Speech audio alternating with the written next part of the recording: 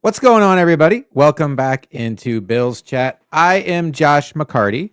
With me tonight, as always, is Luka. Luka, we've been doing this show now since 2022, I believe. It was right before the Von Miller signing. So right before 2020. It was after the off season of 13 seconds. Yeah. Was our first off season. Like our third show was the Von Miller signing. Like, this is great. I believe that this game that we're going to talk about tonight, this moment in Bills history that we're going to talk about tonight, is the worst regular season loss that you and I have ever covered. And that includes the Bills going down and losing in Jacksonville to Urban Meyer's Jacksonville Jaguars because of everything this team had in front of them, because of everything this team had already accomplished by beating Lamar Jackson and the Ravens and beating Patrick Mahomes and the Chiefs, the state of the conference, Joe Burrow seemingly out of the picture. To lay an absolute egg, a non-competitive egg, like they did to the Miami Dolphins, who had already fired their general manager, started trading off pieces, and were down to practice squad level players on defense, is an embarrassing result for the Bills. And we have the next hour or so to talk about what it all means. But other than that, Luka, how you doing tonight? Deep breath here, Josh. Deep breath. I'm not doing well. Like psychologically, following that and just watching the Cardinals Seahawks game, which was quite a watch, among every other football game. I had to sit there and remind myself it's week 10. It's week 10. It's week 10. And we talked about going into even that Chiefs game. If we lost it, what would it truly matter? Would it be horrible? Blah, blah, blah. Like all these kind of things. And it's like you at that point in time, you're like, you just have to remind yourself it's middle of the season. It's not the end of the world. It's not the end of the season if they were to lose that game. Obviously, with that game, we end up winning and vibes are high again. You go into this game and ironically, in my own world, I mentioned to you off air before we start recording. I mentioned it in my family room as well, is for our live show this past Wednesday, I struggled a little bit. Sometimes I'm like, I'm going to keep the title simple. I'm going to do all that stuff. I'm just doing that just on the fly before Josh and I do things. And I was like, I want to do something like that's not just simply Bills at Dolphins preview or whatever. And I was, let down coming in Miami. Or, let down to come in Miami, whatever I named it, ? And just as we're going to talk about the Dolphins game and obviously there was also trade deadline talk, but that was the headline in my head. I was like, we'll just throw that out there. And I mentioned also the Miami flu. Whatever happened though, is what I didn't realize as I was prophesizing what in turn we would be sitting here on Sunday watching this Bills team go through for 60 whole minutes. It was shocking. And it was shocking in the sense too, where, and you're absolutely right when it comes to worst loss since we've started this podcast, since we started doing Bills Chat as a whole, where I believed that this team was still going to win, even going into the third quarter, going through that almost 10-minute drive to open the half, everything like that. Even following the interception, it wasn't feeling good, but it was a 16-0 game. The Dolphins broke out, they got a couple scores on us, but really I'm not sitting here thinking that they're threatening us and things like that. And eventually, and obviously we saw what happened in the fourth quarter and Mitch Trubisky. What I couldn't believe is we got to a point in that game where Mitch Trubisky was just going to see it out like that. I couldn't believe that that's what happened in that fourth quarter, especially being that it was a 16-0 game at the end of three quarters. And I mentioned in the live show, I want to see this team handle this game like a business trip. I want them to do that. And another ironic point is seeing Patriots fans and, your Portnoys of the world talking about handling a visit to Tampa Bay and a big game for them as a business trip and treating it like a business trip and getting the result and getting out of there. Now, Tampa's not Miami. It's a different climate, different environment. But again, it's handle it like a business trip. And this team came out and produced an effort for 60 minutes or even not even, because Josh Allen's poll, as mentioned, that was no business trip like about it. That was not, we're giving it like we respect you as any other NFL team. We're going in, giving you our best effort and getting it out of there. It was sloppy. It was disorganized. It was a garbage garbage performance. It had vibes of Atlanta, but even worse because the opponent isn't even as respectable as an Atlanta team, who's not great in their own right, but you still are not treating these games, it feels like, as if you need to still produce an effort and handle your business to get the results you need to. And as you pointed out as well, the result is even more devastating than anything we've done since Bills Chat has gone because of what's at stake, as well as what is out there when it comes to the forecast of the AFC and the conference and how playoffs are working. On top of, I mean, since we've started, Josh, this is really the first time there's been a bona fide threat in the division to winning it for the most part. Like, you can talk to me about Miami, you can talk to me about Rodgers, Jets, blah, blah, blah. The Patriots are putting on tape and putting in performances that shouldn't be overly surprising. They have a couple lucky things going on for them, but they're still a respectable team and they're winning games. And you're week in, week out, they're still plugging away and threatening your division. That should be enough motivation for you to still continue week in, week out to get the job done. And this felt like as if the division's a runaway. You still think it's like 3 weeks or after week 3 when you're 3-0, Patriots are 1-2. You're going into a Patriots game. Or sorry, that would be week 4, whatever it is. Regardless, losing train of thought here, and I'm going to kick it back to you, but they just didn't take it seriously. Like, you can't watch that game and think that the Bills took that game seriously. And if I hear anything from any of them that says otherwise, I just won't believe it. I'll think it's a PR kind of, this is the kind of stuff they need to say, because it just, no facet of the game, nothing was good enough. None of it was, and you were seeing frustration plays. You were seeing things going on the field. That was just, this team couldn't even comprehend what was happening around them. And Josh Allen shit talking whoever on the Dolphins going into halftime. It's like, I get that you might be getting jawed right now, Josh, but just turn around and go away. Like, F that guy. Don't even entertain it. Like, dude, you need to figure this the F out. You look like shit this first half. The team has looked like shit this first half. Turn around, get to business, get to work and making adjustments and hopefully correcting it where you can get out on top and then shit talk that guy. Come back to it. It just an overall disastrous football Sunday when it comes to being a Bills fan. How does this happen, though? Because this Dolphins defense is already terrible. They're down their best pass rusher in Chops Robinson. They traded their other good pass rusher in Jalen Phillips. They still have Bradley Chubb, who's been a shell of himself since coming over in the trade from Denver. Their best cornerback this season was Rasul Douglas, who was a street free agent in September. And, they've lost Kader Kohu. They've lost Storm Duck. They didn't have Rasul Douglas this week. This team was a patchwork unit of practice squad level players with a few guys you've heard of mixed in that are on the back end of their careers. Mika Fitzpatrick and Bradley Chubb, most notably. And they shut the Bills out through the first 30 minutes of this game. And in the fourth quarter, when the Bills were down by multiple scores, the Dolphins outscored the Bills 14-13. So there's only a couple ways to explain it. One, the Bills weren't prepared and didn't take it seriously. Two, the Dolphins are just better than the Bills, and we just didn't see it coming. Now, you could say we have 2 games worth of data now that shows us that barring a really bad running into the punter penalty on Miami in the first game, maybe the Dolphins sweep the series this season. That was a Thursday night game. Luka and I talk about all the time. Don't worry about the how in the Thursday night games. Just get through them because those things are wild rides. Ask the Broncos about the Raiders this past week. Just survive in advance. So I don't know which one is the right answer, but neither one is acceptable. And you had a Bills wide receiver group that didn't get anybody added to it during the week of the trade deadline. And we'll get to that because there was some more juice to that story today.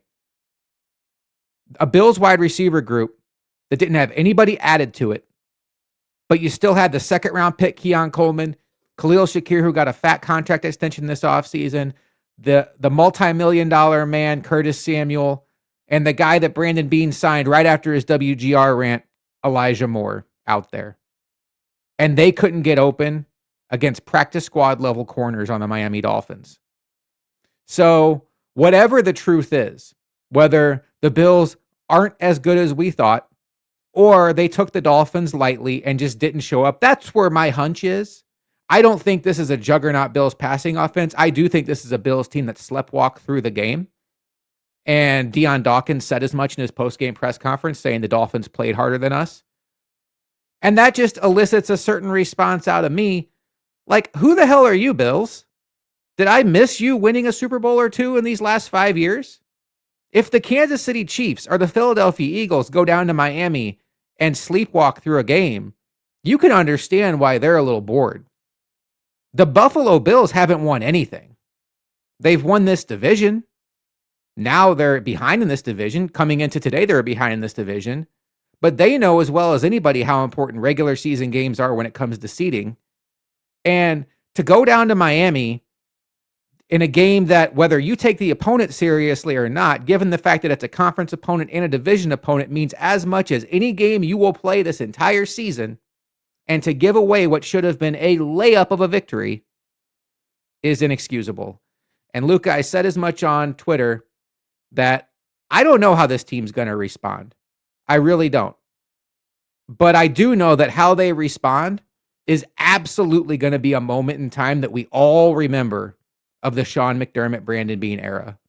Because whatever happens right after this game for the rest of this season is going to be how we remember this season and potentially this era. Because this is the kind of loss that can get something going in a direction where everything changes this offseason. I love your point on you don't know how the response is coming, what it's going to look like, because after seeing what we just saw there, I fully track exactly what you're saying. I'm with you in that sentiment. I don't know.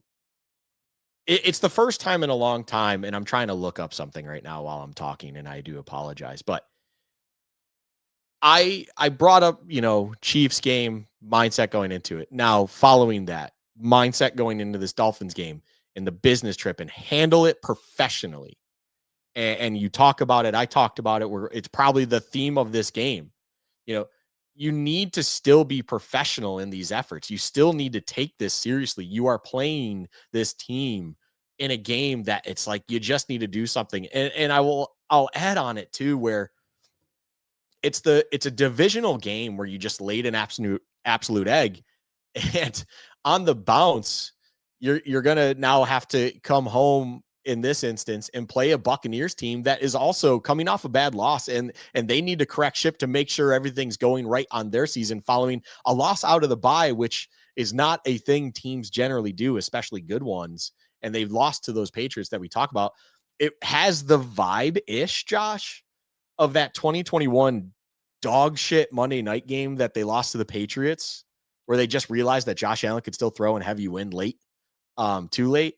And then they had to go to Tampa and win a game. And we saw that performance and came up just short, but that was a turning point. You need this performance next week against Tampa to have that same style of impact when it comes to a turning point on the season. Because at that point in time in the 2021 season, if you recall, the Bills were up and down. That's also that same season with that Jags game you referred to and opening up the pod.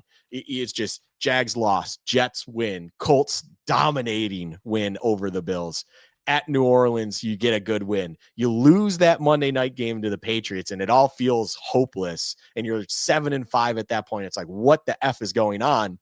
You go to Tampa, you lay an absolute dog shit egg in the first half, but something happened in that second half. We see what happens. You need that kind of thing and hopefully get the result in the end this time around against Tampa once again coming up, because it's just another one of these things where you just don't know what you're going to get from this team. And you don't know what you can take seriously, if you can take them seriously.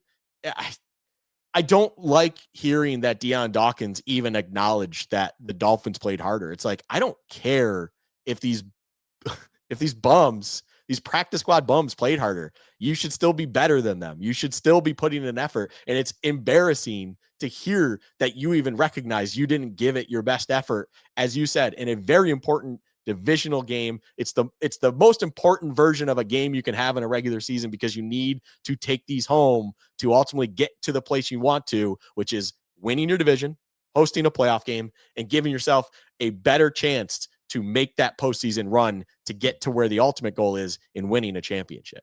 And if you're not taking these games seriously now, you're setting yourself up for failure down the road. That's how this works. And you have, if the Bills want to be taken seriously and understand that, they need to move forward with none of that mentality bullshit slipping from them. This is a serious business, and you have serious expectations, and you're letting it all slip away. And it's an absolute crime. It's a joke. And the one thing we say about McDermott and why we like him as a coach is the culture and the mindset and the things he can do to a locker room, Josh. This is the biggest test for him right now. Because if you're losing grip on these players being able to take the day-to-day, the week-to-week, and game-to-game seriously, you are losing grip on the ability to control a locker room clearly, and your one best attribute is no longer viable. And the next best thing you had, by the way, was being a defensive-minded coach. And oh, how's that going? Because Devon Achane just gashed you up for 200+. Jalen Waddle, the only receiving threat on a Dolphins team with a very, very suspect quarterback right now in the confidence world, just absolutely diced you up as well in the air. It was only 80-something yards, but for Tua's purposes, with 173 total, that's dicing you up right now with how this season's going. And it's embarrassing to see that kind of effort when you yourself are supposed to be that defensive mind and make sure at least that stuff can level set for you and hold on to things even when they're not going right on the offensive side of the ball so that you have Josh Allen doing things that will get you back. And on top of it all, Josh, the last thing I'll bring up here is watching games like this get out of control and you're not like, you have the dog on the leash that is Josh Allen and you're not letting him just uncork it and go to Superman mode until it's just like too fucking late or never. It's like, just at a certain point in time when you watch that first half, how do you not come out of that locker room and go, hey, Josh, just fucking do it. Just go.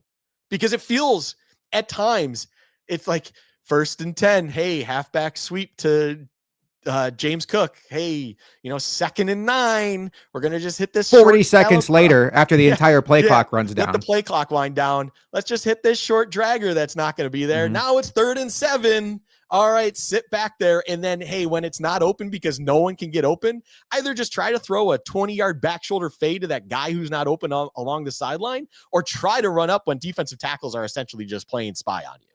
Like, they're not pressing you. They're literally they're just pushing a guard away from them, which, by the way, is happening way too often for my liking, and separating and getting Josh Allen down before he can scramble. Like, at some point in time, you need to just take the dog off the leash and let him go get it. And you have to do it a lot sooner than what it feels like they're recognizing. Because if you don't, I get it's regular season, but if you don't, those losses, these problems are going to continue to stack, and nothing downfield's helping you out right now. Remember when Khalil Shakir used to be a downfield threat, Josh? That doesn't exist anymore. And you don't have anything else in-house to help you with it right now, because Josh Palmer, who I guess is your only downfield threat, is hurt. So just do something else, because this vanilla bullshit we see on the offensive side of the ball that you want to stick with because you want to just play it safe. You want to do the right thing. You want to run this game. Joe Brady and his 30 play call sheet. It's like, do something else when games are not going right and recognize you need to do it sooner. Elijah Moore jet sweeps aren't going to cut it. Just fucking stop. Like, deep breath. It doesn't work. It never works. These are still NFL teams. And when you show them absolutely no threat and nothing in Josh Allen, they even get to a point where they're not even necessarily respecting the ability that he can tuck and run. They're just like, hey, he's going to try to get it up the middle, slip through a seam and get it. So let's just make sure that inside is just eyes on him. Don't lose it. Don't let them grab you and seal you off. Just do it. And it works too goddamn well. Do something else. Move.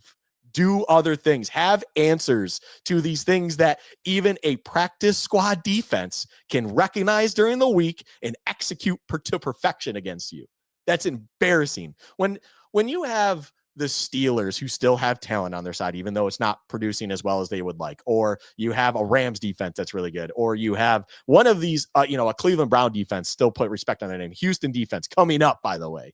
Those are good defenses that can probably shut you down just doing simple man press coverage and blah, blah, blah. But when you are playing practice squad guys and an offensive and defensive coaching staff that is not confident at all, and the offensive side of the ball over there is dicing you up and cutting it up on the ground, and the defensive coordinator is loving life because you can't beat Juju Bents out of Kansas State. What the fuck is going on? The question is as simple as that. Football is as simple as that. And Josh Allen is not, I love Josh Allen. He's not good enough to win an 11-on-11 game. There's 10 other people that need to show the fuck up and do their job. And you have nothing in the skill position outside of James Cook and Dalton Kincaid, who also tweaked his hammy, to do anything for you. And even when you have something like Khalil Shakir, who could maybe give you splash plays, you neuter it and you go, hey, your depth of target needs to be 1 yard or less because that's all you're good for us right now. Change it. Throw it out. Change it. I'm done. Like, it's just done. Our friends at Air Raid, I like that account. They can get a little emotional on game day. I can respect that. Said something today that made me think, Luka. And I think it's a fantastic point. Maybe the Bills should consider trading away Dalton Kincaid this offseason. Because I know you read the first sentence and you're like, take away from this group. One, constantly out of the game. Constantly out of the game. There's games he plays 23% of the snaps. If everybody agrees he's your best offensive weapon in the passing game, and he plays less than 50% of the snaps weekly, some games he's playing 20s, 30s, 40s. And the other truth of it is, seems like he's missing about 25% of the games of his pro career. So do you take that asset, trade it, and use whatever you get back to find a more full-time asset to essentially play the Keon Coleman role on the field every down and actually build your passing game through somebody worth funneling it through? I don't anticipate that happening. I think that they're going to continue to, ride this Dalton Kincaid thing, but I thought that was an interesting point when he laid it out like he did. And, we don't have to go too long on that if you don't want to, but do you have a thought on that whole, it's a good point. I understand it. I see the logic. I get what's going on there. What I will say is the Bills will absolutely be expressing the out that they have in Dawson Knox this coming off season, and see you later when you have Jackson Hawes, who's basically everything you do, but better. And that's a wild thing to say, but when Jackson Hawes is even becoming a downfield target, then he shouldn't have been able to catch balls, and he does. Well, that's basically what Dawson Knox does. And he's also an elite blocker, not just a good one at the tight end position. So Dawson Knox is gone. Jackson Hawes is your guy. Now, if Jackson Hawes is your first tight end going into next season, there better be a massive revamp when it comes to what you want to do as an offense, because Jackson Hawes isn't replacing the tight end receiving production of a Dalton Kincaid. But to the point of this tweet, when is it available? And that is the question. I can get that because rubber's going to meet the road when it comes to Dalton Kincaid. I believe this is the offseason he can request more money in a contract extension. So there is going to probably be that conversation, whether it's going to be about serious money. I don't think Dalton Kincaid has too much of a leg to stand on in that variety, but injuries are becoming a little bit of a concern when it comes to Kincaid. And if you can utilize him to acquire a different asset that could potentially be more reliable when it comes to availability, as well as just provide you something differently on the offensive side, that would be great. I feel like that also, though, ties into the mindset of this team that I'm questioning, because, and we could use this as a segue into the report that came out today and the insider information. When this team is basically being presented, hey, we'll move Jalen Waddle, but you need to make it a this year first, not a next year first. And that's the line drawn in the sand that you're unwilling to cross, because your first round pick this year is just too valuable. As might I add, this draft seems to be plummeting in talent that's being recognized, and or hopefully expect to be drafting in the 25 plus range.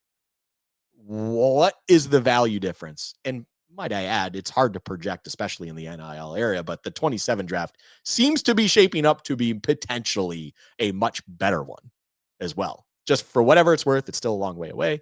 But that was the line. That was it. I question how this front office and everyone that makes decisions understands how to allocate resources effectively for things of need. And I don't know if I trust them to understand that stuff, because if you sat there and thought a third this year and a first next year was fine, but then the Dolphins came back and maybe they were like, hey, a first this year and drop it to a fourth and we'll do it. And you said, that's too much for me. For Jalen Waddle, a proven downfield threat that would clearly be the best receiving weapon you have available. And that wasn't good. And you were like, nope, that's okay. A division rival was able to move that little bit of much. Maybe it was still a third, who knows, but that was it. I don't trust your ability to understand that. Hey, by the way, when you bring Jalen Waddle in, it probably tanks that pick a little bit more because you become more efficient. You might win a few more games. You might get deeper in the playoffs, and you actually get to that place that's your goal, also known as a Super Bowl, which, by the way, if you're not aware of this, Bean, when you make a Super Bowl, you're not picking in the 20s anymore. You're picking in the 30s. So what does it fucking matter? Simple as that.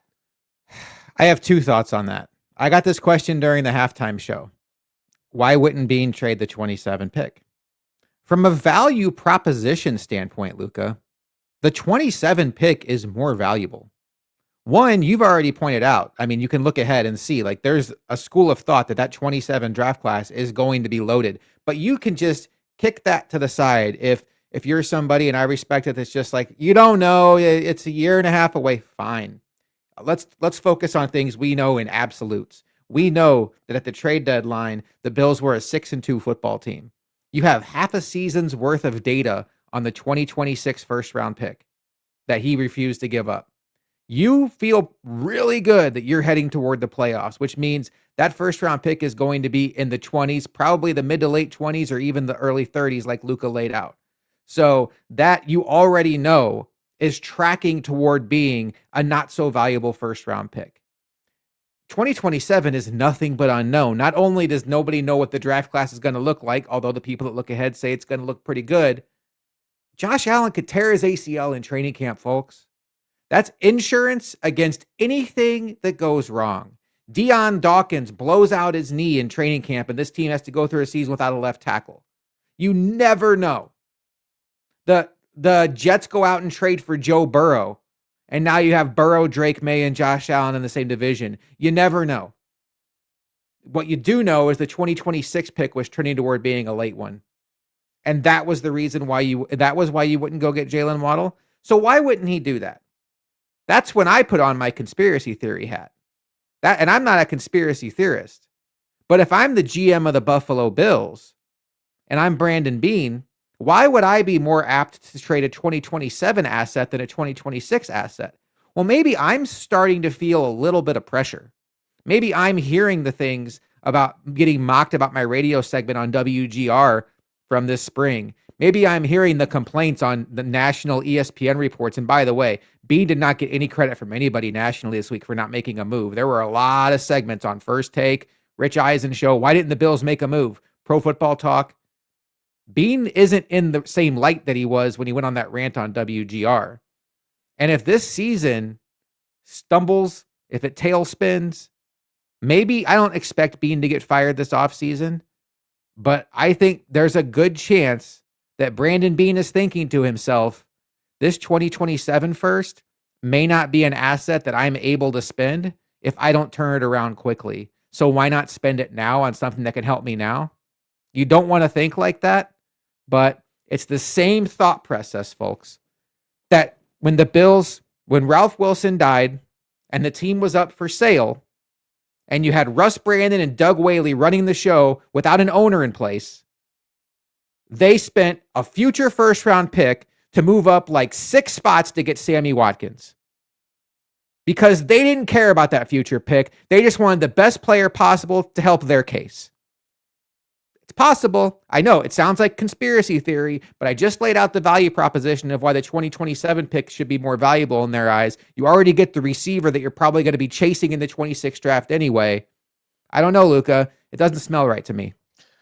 It is strange. I get, yeah, it's kind of the thought to tail on where you're, instead of putting all your chips that you know you potentially can spend in on that trade asset, you're almost pulling from a reserve that's off the table. You know, your stacks in front of you, how it is, being the stack is the 2027 or 2026 picks, because you would like to believe, even if this season were to, let's say, end up in a wild card bid, flame out in maybe wild card divisional round, whatever it might be, you would imagine that it would be like the conversation is, you get one more go at this, try to correct it, try to figure it out. And at least sitting at that 2026 draft where you're already somewhat limited on your picks, you have less than you would show up if you did absolutely nothing. You have all of those to your availability while trading that 27 first round pick to have whatever else you just brought into house. What where you just cannot sell me is the fact that if you were that heavy, Brandon Beane values first round picks heavily.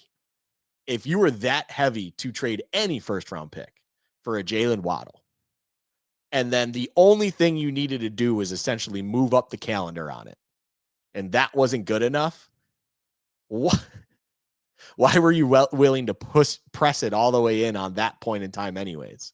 Because if you believed he was the impact player you could bring in-house and change things and get you to where you needed to be, everyone knows your goal. Your goal is to make a Super Bowl. Instantly, it's like, that's pick 31, 32. Done.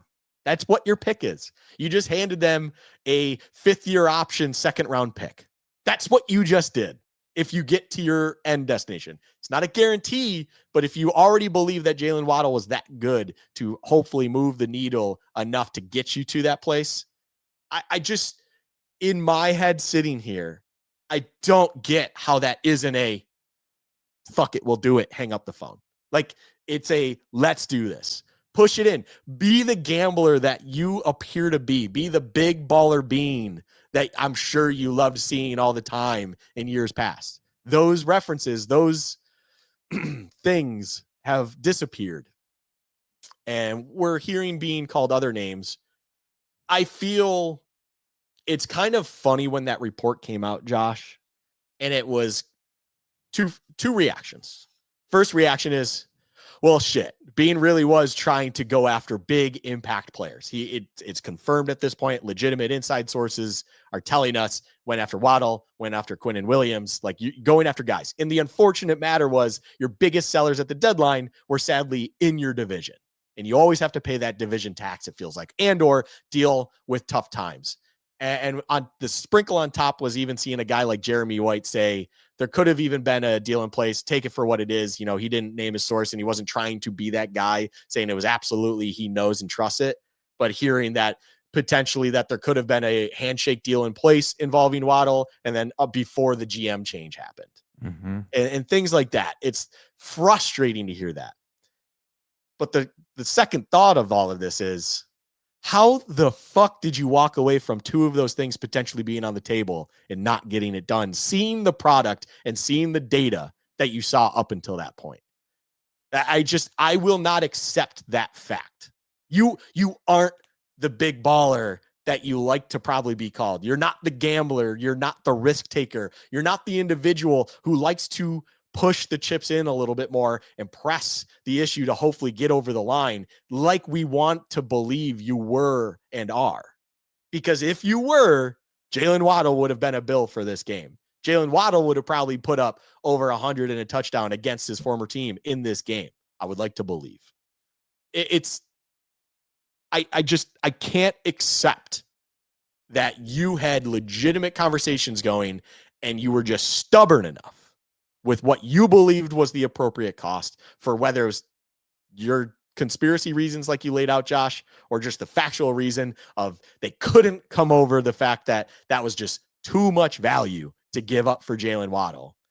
It's not, because at the end of the day, the goal is what it is. And you see other teams employ the philosophy of fuck them picks and have titles to prove for it. You need to just understand that if you're a GM, when you have a superstar defending MVP quarterback, but it's still struggling in the pass game. And you finally had, let's call it, one foot in the door of potentially bringing in that young, promising, dynamic receiver that's a proven commodity, not a first round pick that you need to develop, a proven in the door commodity. And all of a sudden going from 2027 to 2026 was too much for you. You don't trust your own ability to assess, what is worth it and just the big grand scheme of things. If you're being, in my opinion, that was my tailing thought with all of that. I don't trust him anymore to quite understand the big picture, we'll call it. Let me ask you this. Let's say we get to the offseason, and let's say there's not an implosion, but it's just a standard Bills season. They make the playoffs, they win a playoff game, and we'll just say they lose to the Chiefs in the second round. So it's nothing that we haven't seen. And the wide receiver group just kind of does what it's been doing. Nobody just goes nuts, and everybody's still kind of like, we need somebody. Do you think it's within realistic possibilities that Brandon Beane will take his 2026 first round pick and flip it for a veteran receiver this offseason? Yes. So when you say that, what Beane cost himself at the trade deadline was a move he's probably going to want to make this offseason, plus the ability to have that guy help him make a Super Bowl run this season. Yes. The math ain't mathin', buddy. The math ain't mathin'. But Luka, let's move on from that report, but we're not done talking about Jalen Waddle. I feel like we could just replay the Falcons post-game show at this point. Leading up to the Falcons game, it was really, you don't have to guess where the ball's going. It's either Bijan or Drake London, and boy, did those two guys have a day. With the Dolphins, it's Achane, it's Waddle. Tua completed 15 passes today. 11 of them were to Achane and Waddle. Achane had 225 yards today from scrimmage and 2 touchdowns, and Waddle had a cool 85. No other wide receiver on the Dolphins caught more than 2 passes. Sean McDermott, what do you do all week? You're supposed to be this defensive mastermind that gives us this edge when we have this future Hall of Fame quarterback, and you're a defensive mastermind. You have Bobby Babbitt. You have all this experience on your staff. You bring back veteran players who maybe not aren't as fast as they used to be in Tre'Davious White and Jordan Poyer. I'm not blaming these guys, by the way, but you would think that awareness level would be high on the defense. How do you go into a matchup with Miami and not realize that I need to do what I have to do to stop Jalen Waddle in the passing game, and then in the running game, just stuff the box and stop Devon Achane? Same way they didn't do it against the Falcons. Luka, I actually put this tweet out as a setup this week. I drew out this exact scenario. I was like, same scenario as the Falcons game. Let's see how this defense improves, because I thought we'd seen some improvement from the defense. I thought this was going to be one of those moments where I come on this post-game show and say, aha, that Falcons game was a blip on the radar screen, Luka. The Bills forced the Dolphins to beat them left-handed, no pun intended, Tua, and beat them with somebody that they didn't want to beat them with. Throwing passes to Washington, throwing passes to the tight end Dulcich, handing off to Ollie Gordon. No. The Bills were perfectly content to let the Dolphins blow them out by handing the ball to their only 2 explosive playmakers, which is one more than the Bills have, but that's not a story. Luka, it's frustrating. I don't necessarily, even after this point, want to dwell on the Dolphins game. I mean, there's so much we could dwell on. I feel like there's also some big picture issues, but Achane and Waddle, man, like, this is not rocket science. I love that the connection between the Atlanta game and this one is just so apparent. It's so blatantly obvious, and yet we saw a repeat of script. Like, it's funny. Like, take off Bill's hat. It's funny. It's funny that this team, for another week, couldn't take we'll call them inferior opponent. This is the NFL. Took an inferior opponent lightly, and they just did the simple things better. And now the Falcons one was just even more crazy in the regards of both of those individuals went over 100 within the first half. And it was just like, it was a full on just beret of punches at their face in 30 minutes of time rather than extended over the entirety of 60 minutes. But it was the exact same script and it was the exact same outcome. It was just an embarrassment. And I just, you question everything with McDermott, with Babbage and stuff. And it's, do these people not recognize? I almost wonder, Josh, if they need to maybe take a step back and instead of coming up with game plans for teams, maybe just kind of do a simple, in NHL terms, it's check the game notes, look to see who's an impact player, and then self-reflect on their own team and be like, hey, this is what we do best. This is how we're going to do this. Because this is the kind of game, Josh, in my opinion, where as long as you just did the things you do best well, you would have probably still won this game and defended them well enough. Like, I mean that. Like, if you just kept to your own strengths, the run defending couldn't have been worse than what we saw. And if you just kept to your strengths, Jalen Waddle may have not caught, as many passes. I will say this on the Jalen Waddle topic, like Jalen Waddle's touchdown, Josh, Max Harrison's still there. He's just learning the hard way about what elite receivers in this league can do. And Tua also put in a very nice pass. Like, if there's any concerns about even Max Harrison not being able to cover that touchdown, Max Harrison still handled himself okay. There was a little bit of a stumble because it was just a well-run route by Waddle. And then on top of it all, Tua just put the ball exactly where it needed to go. That's what happened on that touchdown. Max Harrison and Cole Bishop, we'll call it, are the only two players on defense I can fully go. I come out of that game and I'm like, they are still exactly what I know them to be. And that's perfectly fine. Everyone else, though, holy shit. Like, Cam Lewis, we gave him a lot of praise for the Kansas City game, Josh. The last Devon Achane touchdown, watching him in at, small linebacker, essentially playing that side, and just dive at feet at the line of scrimmage for Devon Achane. Yeah. That's where you miss Taron Johnson. I'm here to say I think Cam Lewis is every bit as good in coverage this season as Taron Johnson. That's where you really miss Taron Johnson. That was the poorest effort of trying to tackle a guy running at you I've ever seen. Like, if there's one thing you can't do, it's actually take yourself out of it and try to swipe at feet when you're in the mess, you're in the pile or in the lane. Like, the thing you need to do at best is plug that gap. And even if you get run over, guess what? You're slowing them up. Someone else will come and clean it up. You didn't just allow a home run occur. Like, it is that simple. And that effort right there, though, to basically seal it, bona fide everything we saw throughout the entirety of the game on the defensive side of the ball. And it's pathetic. It's genuinely pathetic. Benford being out, and having Dane Jackson available, that didn't affect any of this outcome. If Christian Benford was out there today, none of this would have been different. It feels like the game would have gone exactly the same way. So I don't want to hear from McDermott or anyone to talk about potential injuries. That, we lost Landon Jackson to a potential serious knee injury.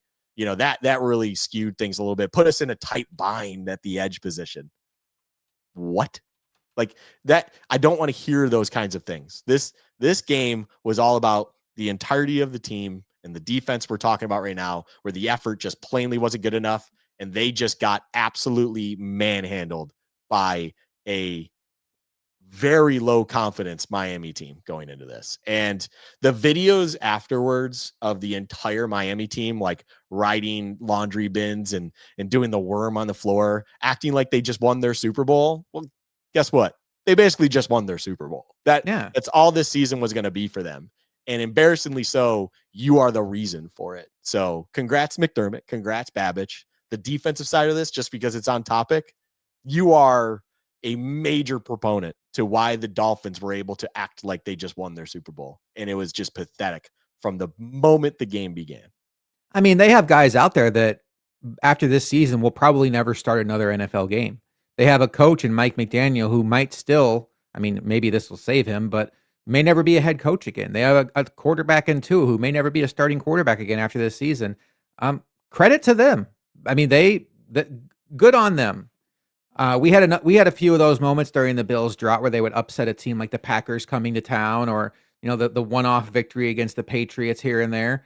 But I just I didn't see any life from the Bills, and I was so frustrated.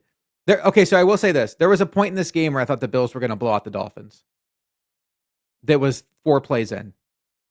Third play of the game, Cole Bishop interception. You're thinking, oh boy, it's going to be one of those days, isn't it? I was one of those days, Luka, where I'm trying to fill out my fantasy lineups and my DraftKings lineups, and I cannot decide which Bills player to put in. I'm like, there's going to be so many of them that go nuts today. I was all over Keon Coleman. I was like, he's going to be going up against practice squad guys. They're going to be drawing up stuff for him. They're going to showcase Keon Coleman. I had him in several lineups.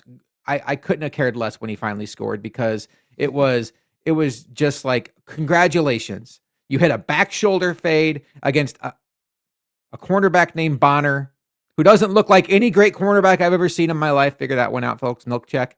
And I don't think it's sustainable. Just my hunch. And I just, when the Bills took 10 minutes off the clock to start the third quarter and then throw the interception, I'm thinking that's tough. And then they get the ball back at the end of the first half or end of the third quarter. Running play, 40 seconds. Running play, 40 seconds. It's no urgency whatsoever.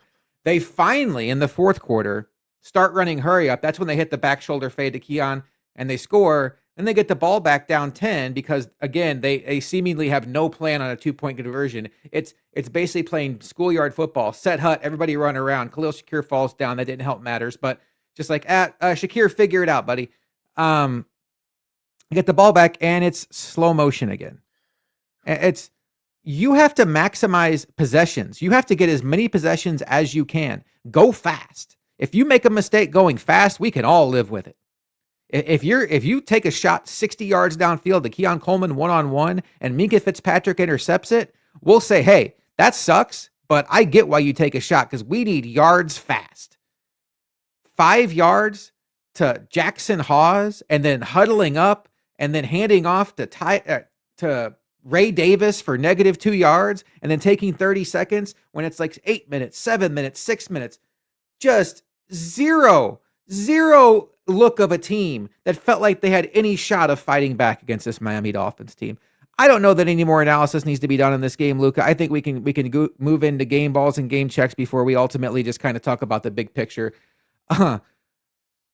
Luka, who gets your game ball for the Bills' 30-13 loss to the Miami Dolphins today?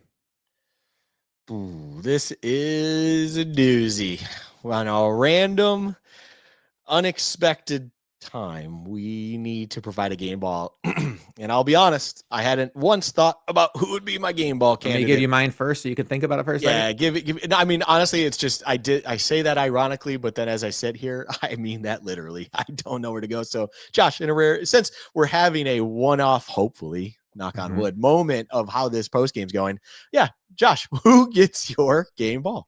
Well, a guy who was very active today, Mitch Wishnowsky, the Bills punter, actually had a booming day kicking the ball. 4 punts, averaging 54.2 yards per kick.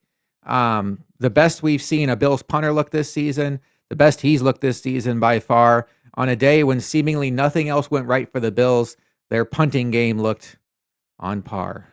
Luka Mitch Wishnowsky gets my game ball. Woo frickin' who. That's pretty good. I didn't even think about going to the punter place. I will say, all things considered, I will be curious to see what the advanced analytics say in this regard and stuff. But it felt like Cole Bishop at least deserves, like Cole Bishop still had a good game. I mentioned earlier in the episode, Max Hairston and Cole Bishop are probably the two individuals, even as that touchdown to Waddle, by the way, both those jerseys are right on him. Like, those are the two defenders I look at. And then ironically enough, they both had interceptions today. Those are the two that I at least walk away going, again, I said it earlier, they're exactly who I know they are to be. And that's good. It is good. Like, everything about Cole Bishop and Max Hairston's good. I think Cole Bishop is just continuing to track as a reliable safety for this defense. And it just sucks that everything around him is just a disaster class when it comes to efforts that You'll even see him caught in tough situations. But also in that same regard, Josh, I don't like seeing my free safety being second on the team in total tackles and also being number one in solo tackles.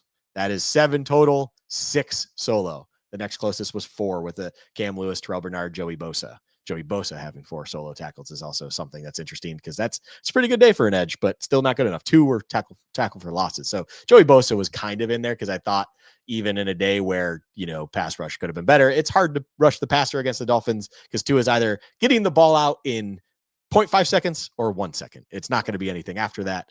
But my game ball, I'll give it to Cole Bishop just because even in a terrible day, I think he still put out a performance that's what Cole Bishop is, and that is still quality. At least he, Josh, took this game seriously. This one should be a little easier. I actually don't have anybody else to suggest. So I thought Maxwell Harrison held up fairly well in his assignment against Jalen Waddle, but I mean, you gave up the long touchdown. It's hard to really call you out there. Anyway, game checks, Luka. This one you should have a list longer than Santa Claus's list. Who gets your game check for the loss to the Dolphins? There are a bundle of candidates for this one. And I honestly could go a lot of different ways. I will say for 55 minutes, it was going to be Keon Coleman. And then he did at least make that one catch, turned, got a touchdown. You mentioned, I'm not writing home about it, but when anyone needed to score, at least he did. Yeah. So he immediately knocked himself off. I will just say that the individual that I'm going to award my game check award to, my God, Dawson Knox needs to just get off my team.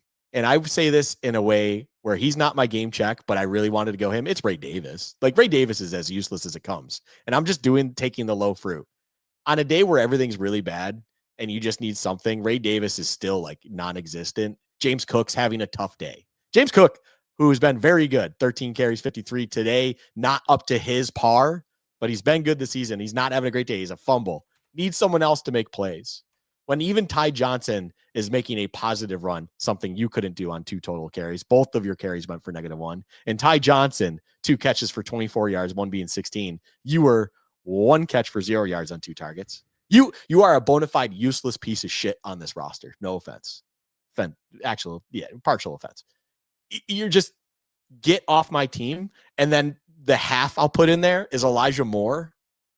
I almost want Elijah Moore to get off my team so Joe Brady stops fucking trying to use him in these certain ways.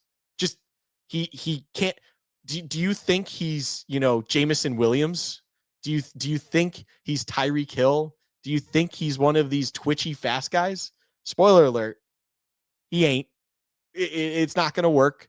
It doesn't work against anyone at any point in time in any design, in any situation. Just move on without doing that. I'd rather see Elijah Moore, conventionally take 5-yard slants, 10-yard ins. Use him as a receiver because no one else is doing it for you. But low-hanging fruit, Ray Davis, but I'll give an honorable mention to Elijah Moore. Hopefully I didn't take yours. Those are the 2 guys. And then Dawson Knox, I'm starting to just grow really impatient with. I think there's a lot of ways we could have gone with this. I think all your selections make a lot of sense. I think this is a week where Josh Allen could be in conversation for. He had the end zone interception. He had the fumble. I mean, those were 2 chances for the Bills to get right back in this game. Dalton Kincaid had the injury, so I'm not going to call him out, but that drop before halftime was huge. Boy, it felt like if the Bills just get points there, they could have erased what was a terrible half of football, but they didn't, and a big reason for that was the drop. James Cook couldn't get anything going in the running game, felt like he was a step slower. Maybe his ankle injury was still bothering him, even though he was off the injury report. Greg Rousseau didn't impact the stat sheet at all against an offensive line that's been atrocious this year. Terrell Bernard continues to look lost out there when he's getting blocked by anybody. And I still question whether he is the middle linebacker of the future of this team. But ultimately, I think on this day, I'm going to go with Joe Brady. The Bills came into this game against the Dolphins defense that we laughed at. We talked about how you could just pick and choose your matchups. It was basically, who do you want to get right on offense? And the Bills didn't score a single point in the first 3 quarters. I understand that the Bills fumbled the ball with James Cook, fumbled the ball with Josh Allen, threw an interception with Josh Allen. I understand they had some bad breaks. But the performance today was unacceptable. There was no creativity. There was no taking advantage of matchups that should have been there all over the field. Early on in the game, there was a third down where it was third and short, and the Bills had three receivers run out and run stop routes. And then it was James Cook in the flat, and then he just got destroyed. I didn't know what they were trying to accomplish, but it didn't work. That just I hate being the guy that's like, what was that play call? Because, I know what my role is in life, and I know how much more that these NFL coaches know more than me and what they're actually trying to accomplish with these play calls. But boy, oh boy, it felt like the Bills came in with the most vanilla of vanilla game plan of we're not going to show them anything because we don't want to put anything on film. And good, you put a lot of stuff on film today. Hopefully, none of it is actually who you are because the Bills' offense was absolutely atrocious. All right, Luka, up next for the Bills is a date with the Tampa Bay Buccaneers, who lost a game when we needed them to win today to the New England Patriots. Have you seen a line for this game yet? I have not. Are we going to do guess that line? Would you like to guess? I just saw it. Oh my God. This is a tough one, honestly. I don't know where Vegas sits. I would imagine it's going to be Bills minus 2.5. Ooh, Luke is going to be betting on this game as soon as we log off. The Bills are favored by 5.5 points over the Tampa Bay Buccaneers and Baker Mayfield. No chance.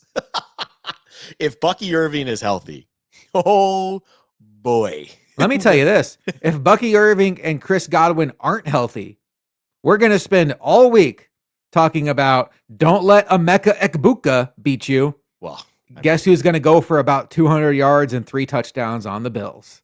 Emeka Egbuka. Yeah, and ASU legend Rashad White. Yeah.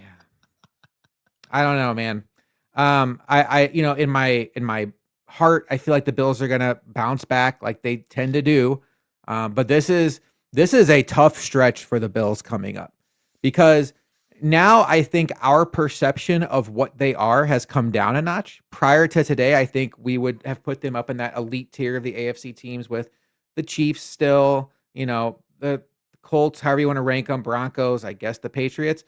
And now it's like you kind of put them in that next tier. And now all of a sudden that Steelers game doesn't look as like for sure of a win. After today, I don't know how you can say anything's a for sure win. No. The Jets even looked more inspired today. But it goes Tampa Bay Buccaneers on the road against the Houston Texans, who you want to talk about a defense that may not give up a single point to this Bills offense. They are built to embarrass the Bills. They did it last year, by the way. And then Pittsburgh Steelers before the Bills ultimately find their way to New England to see what they can do against these Patriots. The Bills' backs are against the wall, Luka. They are 1.5 games back in the division. They lost another division game today, and they're in a very tough spot. It's crazy that we're sitting here. We're recording November 9th. You'll be listening to this November 10th or later.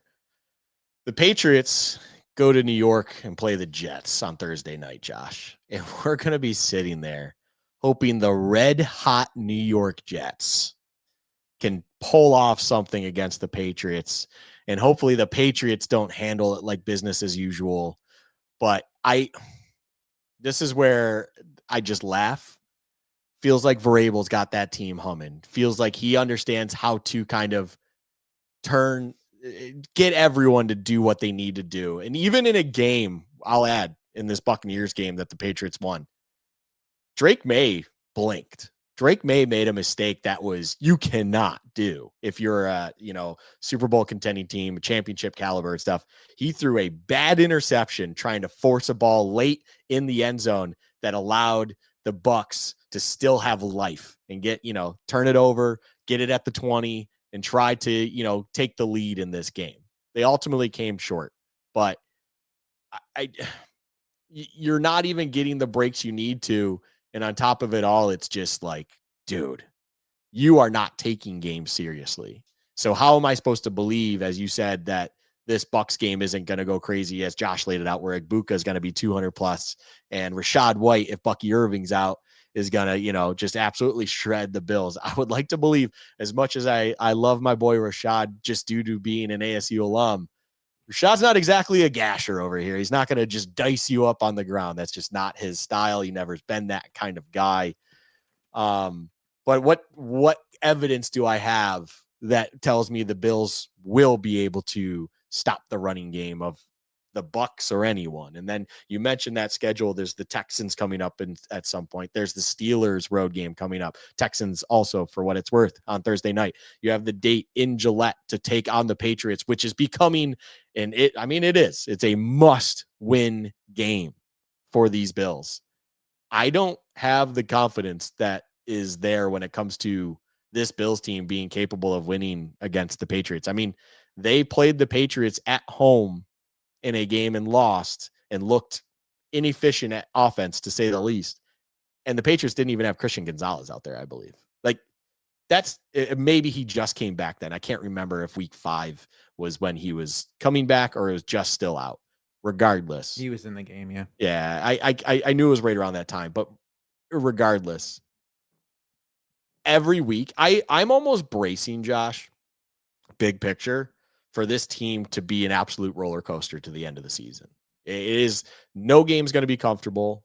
There's going to be wins that probably feel even somewhat unexpected for this roster, and then there's going to be losses that just come around the corner. I mentioned the 2021 season. It was just that middle stretch there was just win, loss, win, loss, loss, win, win, win, loss, win. Like, it was just one of those just all over the place. It's not that steady that we've been used to for at least a couple seasons. Although I will say our odd year seasons, just joking around here, our odd year seasons, just bad ones for Josh Allen and Sean McDermott. 2021, up and down, they finished 11-6, I believe it was. 2023, up and down. I believe they ended up finishing 12-5, but it was the least comfortable 12-5 I think a team could possibly be. And now we're sitting here in 2025, and it's like, what the hell is this team going to do? I believe they're still going to finish with at least 11 wins, but I can't say that confidently. I just say that because I just can't see a world where Josh Allen at quarterback wins less than, 11 games, wins 10 or less. I don't see the reality where that happens, because Josh Allen, at some point in time, as I mentioned earlier in this damn episode, you have to take the dog off the leash and just let him go win games. I get that you want to conserve him and get him to the games that matter. Hey, wake up. Those games are starting to matter a little bit more now in the regular season. We're playing games probably in late November that feel like playoff games. They matter. The result of that game could inevitably either continue your season going a direction you needed to, or maybe put you in deep shit when it comes to not getting that result. I just, welcome to the end game. You're getting yourself in a bad situation. You've basically used your last oopsie. And even then, it's like, that one could have cost you a home playoff game.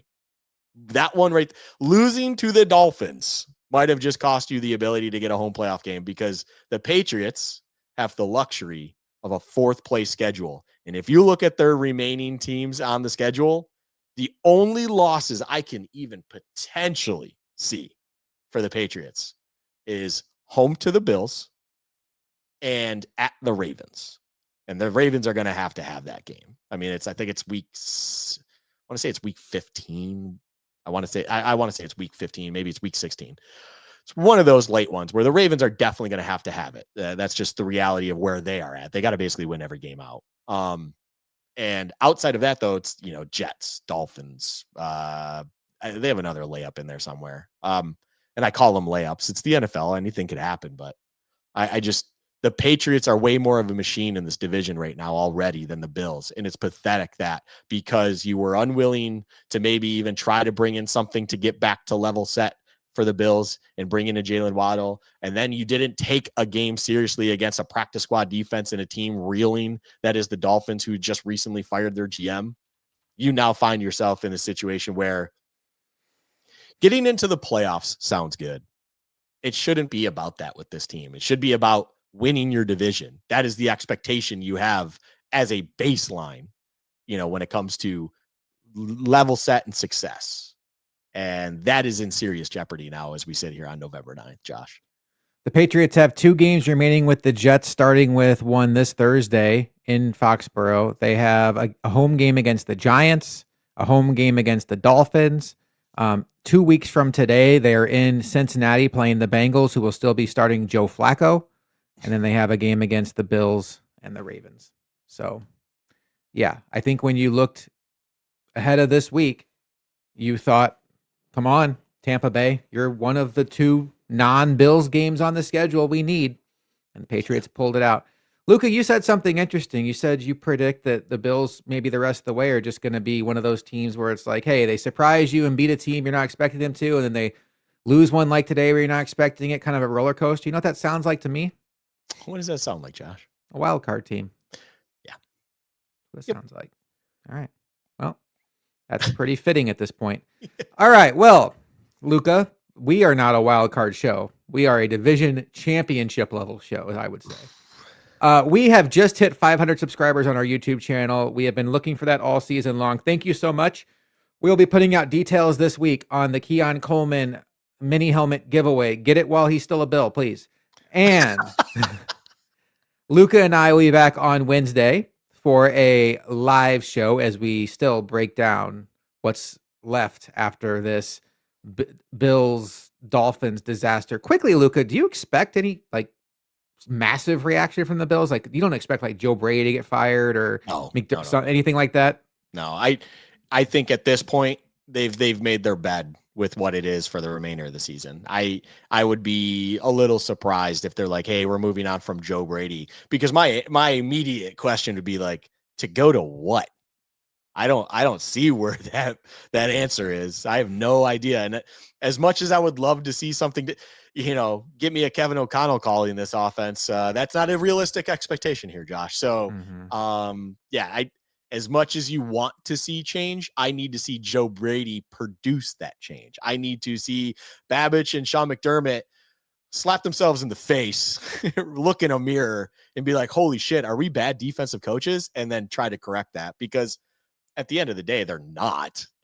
Sean McDermott is in the position he is because he was a good defensive coach and continued to be a good defensive coach. Don't know what the hell's going on, but just figure it out. Look in the mirror. Something I used to say, and I still say all the time: self-reflect, self-scout, and figure out what the F is going on and correct those things. Make the changes necessary. And if the last thing you need to do is take the dog off the leash, Josh, I think we all deserve it at this point in time, where you let the dog off the leash. You tell Josh Allen, hey, buddy, I know we've been doing vanilla offense. I know we've kind of wrapped you up in bubble wrap a little bit. We're asking you to be kind in a football player to hopefully get you as healthy as possible to the playoff games. Well, spoiler, we're in those. We're doing it now. I know, there'll still be a season technically next week, but we kind of need to go on a run here. That's the reality of this. So, hey, 17, go be 17. Don't be your whatever mid to above average quarterback that we're asking you to be. I don't think Josh Allen is this bad at quarterback play. I think he's just being asked to play in a style and position that is making it very difficult for him. It's almost, I wonder, just tinfoil hat on real quick before we finish. I almost wonder if at this point in time, Josh, the lack of talent is finally catching up, where it's just having Allen think too much in the sense of, shit, I need to make a big play happen here. But then, one, your players aren't good enough for you to get them open. And two, he's like, oh shit, no, I actually need to protect myself. Be safe, do the safe thing, be safe. And it's like, fuck it. Throw the chair out the window and start going at it, Josh, because you're not getting help from those guys downfield. You're not. And you saw even flashes of it in this game where it's just scramble around for 20 seconds and then finally just throw it up, playmaker a couple times. You're seeing the hand directions, and it's like, bang, hits Khalil Shakir downfield. Bang, hits Jackson Hawes. It's like, when that's the only offense that's working, fuck it. It's your offense. Go no huddle and do that for 60 minutes. It might work. It'll definitely, it feels like, work better than what we're seeing now. So I need Joe Brady and them to all look in a mirror and just understand that things need to change, because they've accepted what it is for the season. I wouldn't be surprised though, Josh, if they're going to potentially explore alternatives and stuff potentially in the offseason to maybe correct things, get a different philosophy in-house, and try to change things up. Whether it's forcing Joe Brady to do this or finding someone else that will, I don't know what that answer is, but that feels like a major correction's coming this coming offseason. Rasul Douglas just tweeted 1-0. Oh, that's Joe that Brady, hurts. eat that. Joe Brady. Yeah, I get it. All right. Well, Luka, here we are. We'll be back on Wednesday for our live show. I'll be back next Sunday for Bills-Bucks halftime show. Feels like the Bills are going to have to figure it out without Dalton Kincaid for a while, too, because they have a quick turnaround after the Bucks and go to Houston on Thursday. Yikes. And then Luka and I will be back next Sunday night with audio coming out Monday morning for Bills Chat postgame show. For Luka, I am Josh McCarty. The Bills, yes, this is real life, lost 30-13 to the Miami Dolphins. And this has been Bills Chat. We'll talk to you next week on Bills Chat.